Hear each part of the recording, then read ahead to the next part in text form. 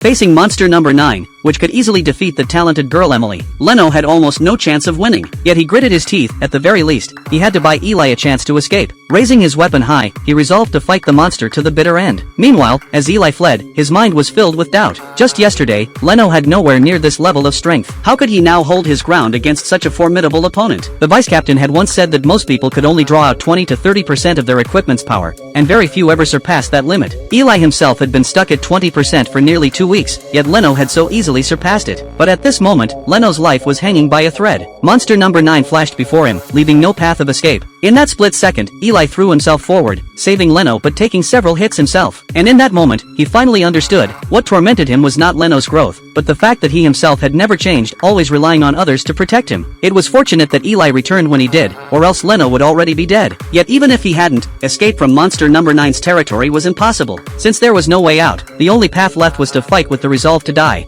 Eli chose to cover Leno and create an opening for him to strike. Once the plan was set, Leno charged at full speed, while Eli unleashed volley after volley of lightning rounds, binding the monster's movements in arcs of thunder. But that also made Eli the monster's primary target. After taking several blows, however, he gradually learned to time his evasions. Amid the roar of thunder, he managed to restrain monster number 9's movements. Leno prayed silently, "Please, grant me power greater than Emily's, greater even than Captain Mina's." In this moment, he unleashed every ounce of strength in his assault. When the battlefield was littered with debris, the two of them almost believed victory was theirs. But as the smoke cleared, despair awaited them. Monster number 9 had used the corpses of other monsters as shields. All their efforts had been neutralized, leaving them only to endure wave after wave of merciless attacks. Elsewhere, the vice captain received the report. There was no longer any contact with Leno and Eli, and not even a trace of their life signals could be detected. A chilling sense of dread welled up in Kafka's heart.